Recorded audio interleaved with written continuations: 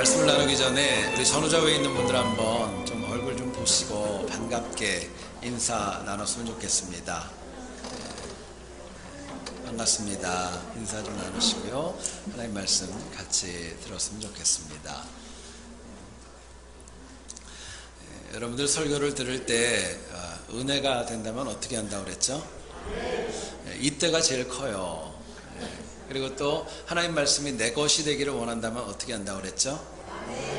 여러분들 같이 아멘으로 화답해 주시고 성령 충만한 예배가 꼭 되기를 원합니다. 요한복음 12장 26절 주께서 귀하게 여기시는 인생이라는 제목으로 하나님의 말씀을 같이 묵상합니다. 유대의 전설에 나오는 이야기를 소개하면서 말씀을 시작하려고 합니다. 예수님께서 승천을 하신 다음에 천사장 가브리엘이 예수님 앞에 질문하면서 대화가 이어지게 되었습니다.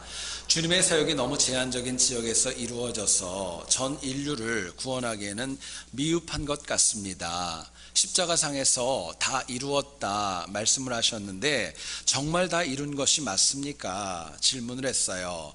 예수님이 답변을 합니다. 다 이룬 것이 맞아. 이야기를 하자 가브리엘이 또 의심하며 얘기를 합니다. 그래도 천사들을 세계 만 곳에 보내서 복음을 전하라고 명령하는 것이 더 안전하지 않겠습니까?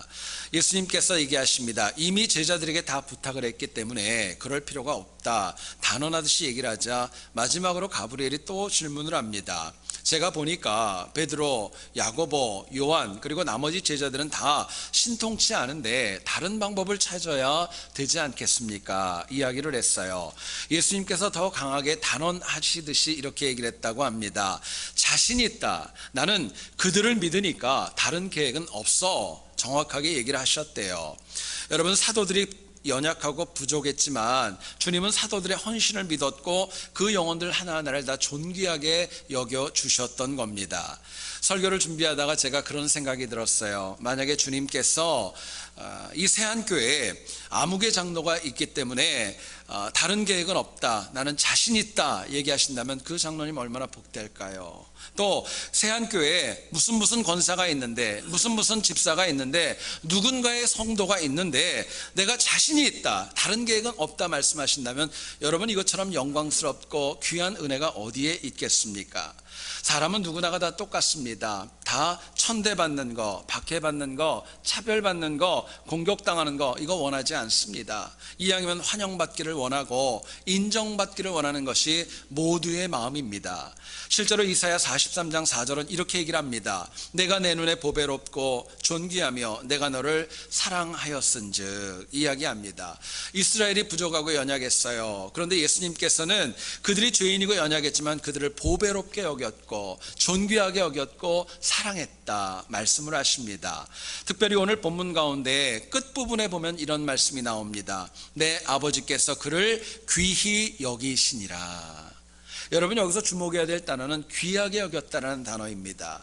헬라어 원어인 티마오라는 동사는 이런 뜻이 있습니다. 가치 있게 여기다, 또 높이 평가하다, 또 존경하다, 이런 뜻을 가지고 있어요. 하나님께서 연약하고 부족한 우리들을 향하여서 티마오, 우리를 가치 있게 여기고 높이 평가를 하고 더 나아가선 존경해 주신다면, 존중해 주신다면 이것보다 큰 은혜가 어디에 있겠습니까? 여러분, 그런데 안타깝게도 이 땅을 살아가는 많은 신앙인들이 하나님 앞에 나와 예배를 드리지만 모든 영혼들이 하나님이 말씀하시는 귀하게 여기심, 이 은혜를 누리는 것 아니라는 데 아픔이 있는 거예요.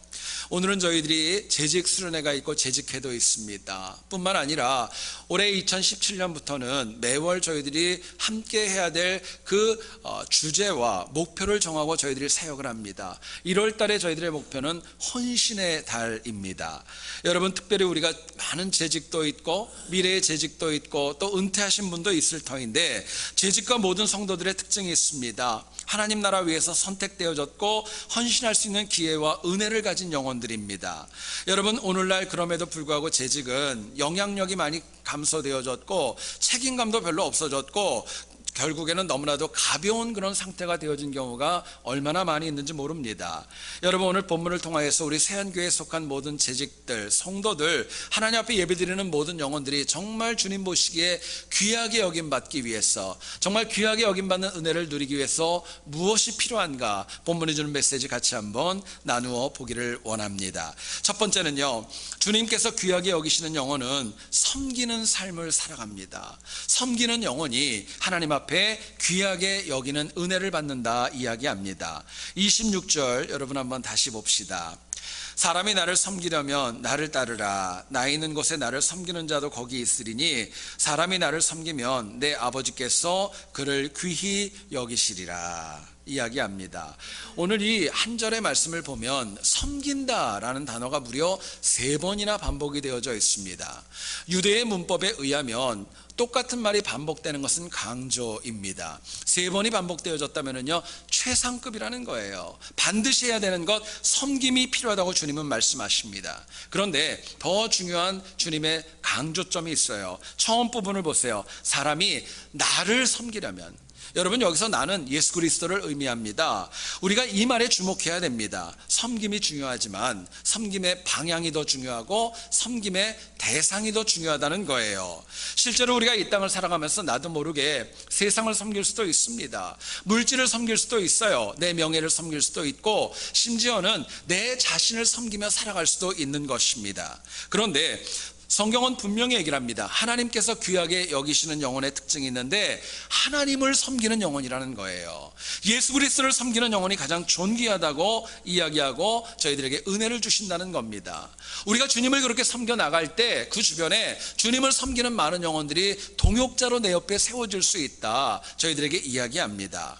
그런데요, 현대신앙인들을 보면 하나님 앞에 귀하게 여김받는 거 다 사모합니다. 하나님 앞에 인정받고 은혜받고 칭찬받는 것은 좋아하지만 실제로 섬기는 삶을 이야기할 때는 외면하고 남의 이야기로 돌릴 때가 적지 않아요. 섬김보다는 내가 좀 인정받기를 원합니다. 박수받기를 원합니다. 사람들에게 좀 많은 것들을 받기를 원하는 마음이 우리 모두에게 있는 거예요. 그렇기 때문에 말로는 잠깐의 생각으로는 주님을 섬기겠다고 작정하지만 사람 때문에, 작은 일로, 환난과 시험 때문에 정말 주님을 외면하고 섬기는 길에서 이탈하는 경우도 우리에게 적지 않은 것입니다. 자, 그렇다면요, 우리가 하나님 앞에 귀히 여김을 받으려면 우리가 예수님을 섬기되 어떻게 섬겨야 될까요? 본문은 저희들에게 이렇게 얘기를 합니다. 하나님께서 귀하게 여기시는 영혼은 종과 같이 낮아지며 섬기라는 거예요. 종으로 섬기는 거 쉽지 않지만 그럴 때 바른 섬김이 되고 하나님 앞에 귀하게 여김을 받는다 이야기합니다. 본문에 쓰인 3번의 섬긴다는 단어, 헬라 원어로 보면 디아코네오라는 동사와 명사가 쓰였습니다. 의미는 이런 것입니다. 수행원이 되다 또는 종이 되다라는 뜻이에요. 섬기는 것은 종이 되는 것이고 수행원이 되는 것이라고 이야기합니다. 이 디아코네오라는 이 동사 안에는 내 의지, 내 고집, 내 의로움 다 내려놓은 거예요. 아무것도 없는 것입니다. 실제로 수행원과 종은 자신을 철저히 낮추어야 주인과 왕이 높아질 수 있기 때문에 그렇습니다. 여러분, 충성스러운 수행원은요, 어떤 경우에도 자기 마음대로 행동하지 않습니다. 종도 마찬가지예요. 자기 마음대로, 자기 주장대로 살아가는 거, 그건 종의 모습 아니라는 거예요. 문제는 우리 모두가 다 말로는, 입술로는 내가 하나님의 종이고 주의 종이라고 저희들이 말할 때가 많이 있지만 내 마음대로 살아갈 때, 내 마음대로 말하고 선택하고 누군가한테 어필할 때가 저희들에게 적지 않다는 것입니다. 나도 모르게 내 자아가 나타날 때가 참 많이 있다는 거예요. 제가 시카고에 사역을 할 때 실제로 있었던 일입니다.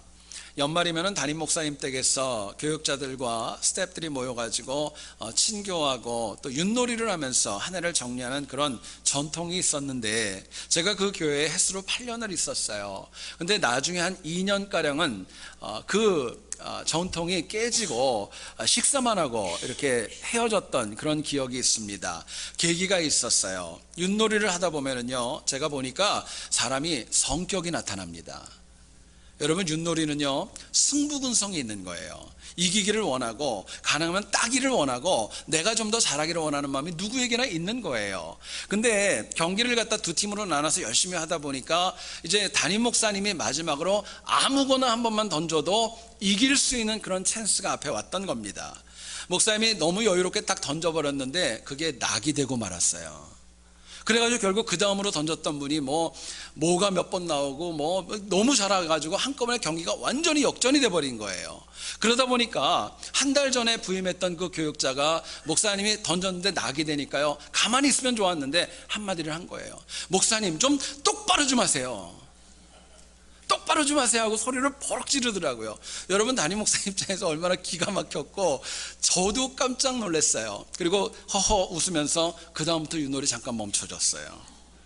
그리고 제가 불러서 왜 그러셨냐고 얘기하면서 타일렀던 기억이 있는데요, 여러분, 어떤 분이 그런 얘기를 했어요. 현대교회가 폐역하게 된 이유는, 잘 들어보세요, 종놈보다 종님이 많이 있기 때문이다 이야기를 했습니다. 여러분, 종은요 좀 놈자 들어도 괜찮아요. 그런데 자기를 높이는 사람은 놈이라는 얘기 나면 큰일 납니다. 오늘의 문제는 종놈보다 종님이 더 많다는 거예요.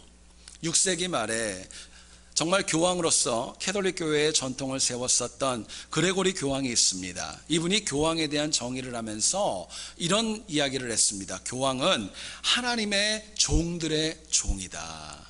그냥 종이 아니에요. 하나님의 종들의 종이라고 이야기를 했습니다. 근데 역사적으로 봤을 때 한 번도 교황이 하나님의 종들의 종이 된 적은 없었습니다. 더 문제는 개신교도 목회자와 중직자가 하나님의 종됨을 망각하여서 문제가 발생할 때가 얼마나 많이 있는지 모릅니다. 그러나 우리가 하나님의 신실한 종이 될 때에 하나님 주시는 약속이 있습니다. 우리의 인생을 책임져 주시겠다는 거예요.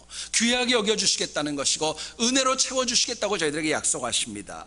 문제는 너무나도 많은 신앙인들이 종이라는 거 모르지 않아요. 알고는 있음에도 불구하고 종으로 살아감으로 인하여 내가 받는 은혜와 특권과 그 권능을 우리가 체험하지 못하는 거, 이게 더 큰 문제입니다. 여러분, 야곱의 인생을 보면 야복강가의 사건을 통하여서 그 전과 후가 완전히 달라지게 됩니다. 밧단아람에서 20년 동안 사역을 했는데 말로만 낮아지고 행동으로 낮아지지 않았기 때문에 결국 라반과도 관계가 깨지고 말았습니다. 또 고향으로 돌아오는데 에서가 400명을 이끌고 온다고 얘기하지 않습니까? 근데 그 위기 앞에서도 낮아질 생각 사실은 없었어요. 뇌물로, 물질 조금으로 사람 보내가지고 그 위기만 모면하면 괜찮아, 이 생각이 더 많았던 것입니다. 그런데 아무것도 되지 않았을 때 야복강가에서 야곱은 홀로 하나님과 독대하면서 철저하게 낮아지게 됩니다. 완전히 낮아졌어요. 철저하게 마치 종과 같이 아무것도 없는 영혼처럼 다 내려놓았을 때 하나님께서 그 영혼을 귀하게 쓰시기 시작했어요. 더 이상 남의 발뒤꿈치나 잡는 야곱이 아니라 하나님과 겨루어 이겼다는 이스라엘로 그 인생의 여정을 바꿔주셨던 것입니다. 여러분, 오늘날 신앙인들에게 섬김이라는 단어, 겸손이라는 단어, 낮아짐이라는 단어 너무너무 많이 익숙합니다. 이것이 아름답다는 것도 모르지 않습니다. 그런데 문제는 내가 남을 섬기는 것이 아니라 남이 나를 섬겨야 되고, 남이 나에게 낮아져야 되고, 남이 내 앞에서 겸손해야 된다는 거, 타인을 경향하는 그런 모습으로 바뀐 게 그게 문제입니다. 여러분, 내 자아가 살아있고 내 고집이 있고 내 전통이 있고 내 고정관념이 있어서 진정한 섬김을 통한 영적인 체험을 내 스스로가 이뤄가는 것입니다. 여러분, 그런데 성경은 그럼에도 불구하고 분명히 얘기하세요. 나를 섬기려면, 주님을 섬기는 영혼에게 하나님 주시는 귀하게 여김과 은혜가 있다고 이야기합니다. 사도행전을 보시면은요 17장 25절에 이런 말씀이 나옵니다. 또 무엇이 부족한 것처럼 사람의 손으로 섬김을 받으시는 것이 아니니 이는 만민에게 생명과 호흡과 만물을 친히 주시는 이심이니라 이야기합니다. 여러분, 사도행전의 이야기를 정리하면 이런 거예요. 하나님에게는 우리의 완전하지 않은 섬김, 이거 큰 힘 없다는 거예요. 우리가 나름대로 섬긴다고 해도 그게 하나님 나라에 큰 영향을 주고 하나님에게 큰 베네핏을 드리고 그거 아니라는 거예요. 결국 섬김의 목적이 있다면 하나님을 위하는 것이 아니라 나를 위한다는 거예요. 섬김으로 인하여 내 자신에게 생명이 있고 호흡이 있고 하나님의 귀하게 여기시는 은혜가 있다고 저희들에게 말씀합니다. 그럼에도 불구하고 오늘날 우리의 삶을 보면 섬김이라는 단어는요 이론적인 용어, 추상적인 용어로 될 때가 얼마나 많이 있는지 모릅니다. 한국교회의 역사를 보면 고당 조만식 선생님과 주기철 목사님, 이 두 분은 오산 학교에 서로 사제 관계였다고 합니다. 그런데 이 주기철 목사님이 신학을 공부하고 목사가 되고 평양 산정현 교회에 부임을 하면서 이제는 그 관계가 당회원과 또 당회장으로 관계가 바뀌었다는 거예요. 한 번은 주 목사님께서 이 산정현 교회에서 목회하는데 어느 주일이었습니다. 조만식 장로님께서 손님을 만나다가 예배에 늦게 오셨던 거예요. 그리고 조용히 뒷자리에서 착석하고 예배를 드리려고 하는데 설교 중이셨던 목사님께서 갑자기 설교를 끊고 호통을 친 거예요. 뭐라고 했느냐? 장로님, 거기 서서 예배 드리시라고, 서서 예배를 드리라고 얘기를 했습니다. 모두가 깜짝 놀랐고 분위기가 너무너무 험악해졌어요. 그래도 이 조만식 장로님이 아무 말하지 않고 뒤에 가만히 혼자 서가지고 모든 예배를 드렸습니다. 근데 주 목사님 한마디를 더 하셨어요. 장로님 기도로 예배 끝나겠다고, 기도하시라고. 여러분, 이분이 마음에 사실은 창피함도 있었고 마음에 정말 불편함도 왜 없었겠어요. 그런데 이 조만식 장로님이 목사님 말씀에 순종해서 울면서 기도했던 내용이 지금도 남아 있습니다. 이렇게 기도했대요. 하나님, 저의 죄를 용서해 주시옵소서. 주일에 하나님 만나는 것보다 사람 만나는 것 중요하게 여겼던 거 회개합니다. 용서해 주시옵소서. 쭉 얘기가 나오다가 맨 마지막에 그렇게 기도하더랍니다. 특히 주의 종의 마음을 아프게 한 것 용서해 주시옵소서. 울면서 기도했던 거예요. 여러분, 그 기도를 통하여서 어색하고 경직될 수 있고 모두가 다 상처받을 수 있었던 그것이 한 영혼이 철저하게 겸손으로 섬김으로 인하여서 은혜로운 예배로 끝났다는 것, 저희들에게 도전하는 것입니다. 여러분, 오늘 교회에 문제가 있습니다. 직분이 이제는 신분이 되어져 버렸어요. 직분이 섬김이 아니라 벼슬과 같이 될 때가 적지 않습니다. 직분은 교회 앞에 나서고 사람들 앞에 대표하라고 하나님 그거 주신 거 아닙니다. 여러분, 실제로 그래요. 목사님들하고 얘기하다 보면은 그런 경우 참 많이 들어요. 여러분, 장로님 되기 전과 장로님 된 후가 같을까요, 다를까요? 제가 같다면 이런 얘기 안 하겠죠. 다른 경우들이 너무너무 많이 있다는 거예요. 여러분, 직분은 굴림을 위해 주시는 거 아닙니다. 섬김을 위해 주시는 거예요.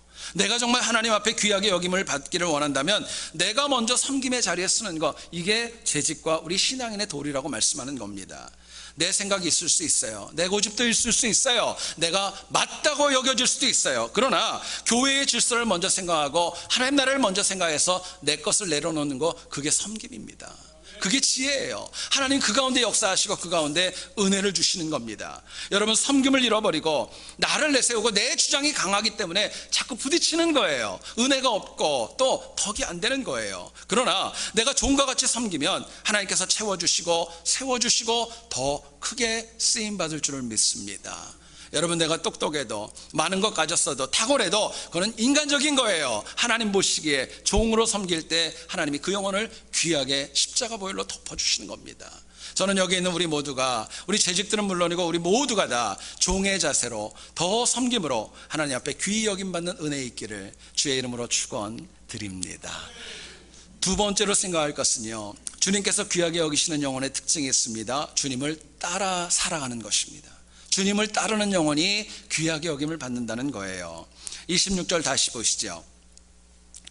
사람이 나를 섬기려면 나를 따르라. 나 있는 곳에 나를 섬기는 자도 거기 있으리니 사람이 나를 섬기면 내 아버지께서 그를 귀히 여기시리라 말씀합니다. 주님은 우리에게 섬기는 거 굉장히 강조하시고 또 한 가지를 말씀하십니다. 나를 따르라 이야기를 해요. 따르라, 헬라 원어인 아콜루데오라는 이 동사는 세 가지의 뜻이 있습니다. 누군가를 수행하다는 뜻이 있고, 누군가와 동행하다는 뜻이 있고, 제자로서 따르다는 뜻이 있습니다. 우리가 종으로 주를 섬길 때 예수 그리스도를 수행할 수 있고 주님과 동행할 수 있는 은혜가 있다, 저희들에게 이야기합니다. 사람은요, 누구도 다 마찬가지입니다. 처음엔 연약하고 부족하기 때문에 우리는 누군가를 닮아갈 수밖에 없고 또 누군가를 따라갈 수밖에 없는 거예요. 우리가 살면서 사람을 따라갈 수 있습니다.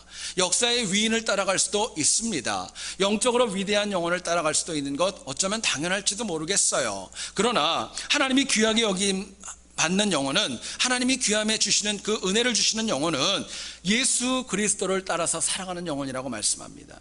주님을 따라 살아가는 거예요. 주님을 따른다는 것 딴 것 아닙니다. 우리의 눈과 우리의 삶과 우리의 방향이 다른 데로 분산되지 않고 예수님에게 집중되어지는 거예요. 주님만 바라보는 것입니다. 주님이 말씀하시는 것, 보시는 것, 들려주시는 것, 가시는 것, 그게 모두가 다 나의 것이 되는 것입니다. 그럴 때 하나님이 행하시는 모든 일들을 나도 행할 수 있다고 성경은 저희들에게 분명히 약속해 주십니다. 문제는 많은 분들이 이거 모르지 않아요. 주님을 따라야 된다는 거 모르지 않아요. 그런데 오히려 내가 주님을 따르기보다는 주님이 나를 따라와 주기를 원해요. 내가 결정을 좀 서포트해 주기를 원하고 나를 동의해 주기를 원하는 마음이 은연중에 우리에게 너무 많이 있습니다. 결국은 곁길로 갑니다. 나중에는 그러지 말걸 후회하고 한탄할 때도 적지 않은 것입니다. 자, 그렇다면 우리가 주님을 따르되 어떻게 따라야 하나님 앞에 귀하게 여김을 받을까? 본문은 저희들에게 이렇게 얘기를 합니다. 우리가 제자와 같이, 사도와 같이 주님을 따라갈 때 하나님께서 귀하게 여기심의 은혜를 채워주시는 겁니다. 26절 처음 부분을 보세요. 나를 섬기려면 나를 따르라 말씀합니다. 따르다, 아까 얘기했죠? 세 번째 의미는요, 제자로서 따르다라는 말입니다. 여러분 베드로를 불렀을 때, 마태를 불렀을 때, 그 외에 야고보와 요한을 불렀을 때 똑같이 나를 따르라, 이 말은 아콜루데오, 이 단어를 썼던 겁니다. 결국 주님을 따르되 제자로 따라오라는 것, 그게 주님의 부름이었고 소명이었던 거예요. 사도들을 상상해 보시죠. 자신들의 전 인생을 하나님 앞에 드렸습니다. 생업을 뒤로했고 가족을 뒤로했고 오직 하나님만 따라서 살았기에 하나님이 그 영혼들을 귀하게 여기셨습니다. 여러분, 그렇기 때문에 제자들의 삶을 보면 어정쩡하게 신앙생활하지 않았어요. 주님을 직접 보았고 또 들었고 체험했고 그분과 함께 다녔기 때문에 그분이 주시는 은혜가 적지 않았던 것입니다. 실제로 여러분, 예수님 주변에는요 참 많은 사람이 있었어요. 그냥 무리들처럼 와서 한번 이러고 보는 분들도 있었고, 호기심으로 오는 영혼도 있었고, 여성들도 있었고, 또 어떤 영혼은요 정말 주님을 신실하게 따르기를 원했고 사도들과 같이 12명에 들 정도로 헌신적인 영혼들도 있었습니다.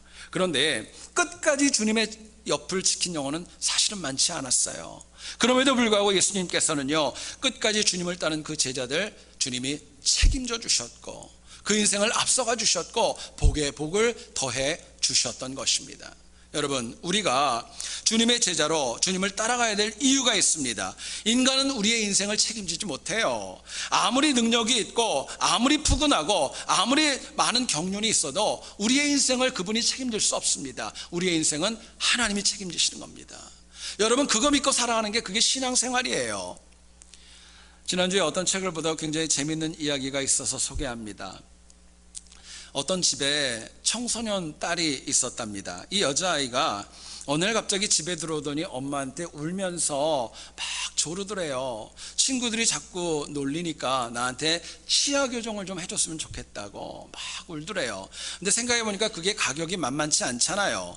엄마가 얘기를 합니다. 너 보기 좋다고, 괜찮다고, 안 해도 된다고 얘기를 해도 뭐 막무가내입니다. 이거 꼭 해줘야 된다는 거예요. 그러면서 나중에는 엄마한테 그렇게 컴플레인을 했습니다. 이게 다 엄마 때문이라고, 엄마가 나를 이렇게 낳기 때문에 내 이빨이 이렇다고 이야기를 했습니다. 이 엄마도 근데 보통이 아니었던 것 같아요. 딸한테 얘기하더랍니다. 야, 내가 너 낳았을 때, 너 태어났을 때 이빨 없었어. 너 태어났을 때 이빨 없었어, 얘기하더랍니다. 결국 이빨은 네가 관리하지 못해가지고 그렇게 된 거지 내 책임이 아니라는 거예요. 여러분, 참 이게 이 세상을 사랑하는 사람들의 특징입니다. 여러분, 가만히 보세요. 세상에서 가장 복되고 존귀한 영혼의 특징이 있습니다. 하나님이 끝까지 책임져 주시는 영혼입니다. 그게 가장 복된 거예요. 그리고 하나님의 책임지심은 이 땅은 물론이고 영원한 천국까지도 연장되어지고 그곳까지 가는 거예요. 누가복음을 보면 8장 2절에 막달라 마리아라는 여인이 나옵니다. 그 여인은 병이 있었고 7 귀신이 들렸었고 누구에게나 다 외면받는 그런 어려운 삶을 살아가는 여인이었습니다. 그런데 이렇게 처참하고 바닥까지 내려갔던 막달라 마리아, 성경을 보니까 예수님의 부활의 첫 증인이 되었던 것입니다. 이유가 있습니다. 주님께서 버려지고 악한 영혼에게, 정말 악한 세상에 짓밟혔던 그 여인 끝까지 책임져 주신 거예요. 떠나지 않으셨던 거예요. 뿐만 아니라 막달라 마리아의 헌신도 있습니다. 주님께서 기쁨으로 자신을 책임지시도록 정말 제자로서, 신실한 제자로서 주님을 따르고 주님을 헌신하며 섬기며 나아갔던 것입니다. 여러분, 당시 막달라 마리아가 하나님의 은혜를 믿고 어떻게 신앙생활을 했을 것 같으세요? 편하면 오고 아니면 안 하고, 이게 아니라 정말 대충 믿을 수 없었고 신실하고 참된 제자로 생명을 걸고 주님을 섬기며 나아갔던 것입니다. 여러분, 정말 신실한 제자, 하나님 보시기에 귀하게 복되게 인정받는 제자의 특징은요, 사람이 보기에 그렇다는 거 아닙니다. 하나님이 인정하셔야 돼요. 그게 진짜입니다. 요한일서 3장 18절을 보면 이런 내용이 나옵니다. 우리가 말과 혀로만 사랑하지 말고 행함과 진실함으로 하자, 이야기를 합니다. 여러분, 오늘의 문제가 있습니다. 말과 혀로 주님을 따르려는 제자는 우리 주변에 어쩌면 얼마나 많이 있는지도 모르겠어요. 현대판 제자의 특징이 있습니다. 주님의 일을 하는데 큰 부담 없어요. 마음에 어떤 짐도 없는 거예요. 왜? 제자라고 스스로 고백을 하고 있지만 어려우면 피하면 되잖아요. 복잡하면 안 나오면 되는 거고, 변명과 핑계로 인해서 외면해버리면 아무 문제 없기 때문에 이것은 사실은 바른 거 아니죠. 그러나 진정한 제자의 모습이 있다면 하나님 앞에 행함과 진실함으로 그 삶이 채워져 있다는 것입니다. 너무너무 귀하죠. 힘들고 어려워도 좀 부담이 돼도 행함과 진실함으로 살아갈 때 하나님이 우리를 존귀하게 여겨주시기 때문에 그렇습니다. 여러분, 행함과 진실함으로 살아갈 때 쉽지 않아요. 손해도 있어요. 오해도 있을 수 있어요. 뿐만 아니라 사람들이 나를 갖다가 정말 다르게 이상하게 볼 수도 있고, 또 정말 어려운 상황에 처해서 오해로 인하여 아파할 때도 발생할 수 있다는 것입니다. 요령이 없다고 얘기할 수도 있어요. 또 정말 많은 말들이 나올 수도 있어요. 그러나 정말 훗날 하나님 앞에 섰을 때 내가 행했던 거, 내가 진실로 행했던 거 하나님이 인정하신다면 여러분, 된 거 아닙니까? 그게 진짜 제자 아니겠어요? 그거 말씀하시는 겁니다. 어떤 랍비가 있었습니다. 이 랍비가 어느 날 많은 제자들 가운데 한 명을 불러다 놓고 갑자기 얘기를 했어요. 우리가 많이 외우는 기도문을 한번 외워봐라, 이야기를 했습니다. 그런데 이 제자가 몇 줄을 외우지 못하고 막히더랍니다. 그래서 이 랍비가 또 다른 기도문을 시켰대요. 그것도 못하더랍니다. 그래서 이번에는 화가 났던 랍비가 얘기를 합니다. 너는 도대체 몇 년 동안이나 이렇게 나하고 같이 있으면서 그것도 하나 못 외우냐고 책망을 했고, 제자도 할 말을 잃어버려가지고 꾸중 듣고 말았답니다. 그런데 시간이 지나면서 놀라운 일이 벌어집니다. 이 랍비에게 그 기도문도 못 외우는 제자에 관한 이야기가, 여러 가지 많은 이야기가 랍비에게 들렸던 거예요. 그 내용을 종합하니까 이런 거였습니다. 그 제자가 환자를 돌보는데 참 탁월합니다. 가난한 자들에게 많은 선행을 합니다. 항상 낮은 자리에 사람을 섬기며 살아가는 정말 겸손이 있습니다, 이야기를 했습니다. 랍비가 이것을 듣고 실제로 한번 관찰을 해봤어요. 정말 삶이 다르더라고요. 결국에는 기도문을 못 외운다고 책망한 자신이 많이 부끄러웠고 그 영혼을 불러서 사과합니다. 그리고 이런 이야기를 남겼다고 해요. 잘 들어보세요. 마음속의 생각은 행동으로 나타나게 되어 있다. 여러분, 행동으로 나타나는 것은요, 마음에 그 생각이 있기 때문에 나오는 거예요. 우발적으로 나오는 거 아니에요. 마음에 계획이 있고 생각이 있기 때문에 나의 그랬던 행동도 나오는 것입니다. 또 얘기를 합니다. 몇만 권의 책을 읽어서 많은 지식을 갖고 있어도 마음을 경작하지 않으면, 알고 있는 지식으로만 살아간다면 이는 결코 제자의 삶이 아니야, 이야기를 했습니다. 여러분, 부족하고 연약하지만 여러분들이 정말 하나님 앞에 인정받기를 원하고 귀하게 여김을 받는 제자로 살기를 원하십니까? 그렇다면요, 내가 예배드리고 기도하는 이 몸된 교회, 내가 섬기는 이 교회 안에서 내가 먼저 제자가 되어져야 합니다. 내가 먼저 제자가 되는 거예요. 내가 할 수 있는 것부터 주님의 은혜 붙잡고 제자답게 겸손하게 주님을 따라가는 그 모습이 저희들에게 필요한 것입니다. 그렇게 내가 할 수 있는 것부터 차근차근 겸손하게 해나갈 때 여러분, 우리의 미래가 바뀌고 우리의 인생이 바뀌고 우리의 자녀와 공동체와 가정과 사업터가 바뀔 줄을 믿습니다.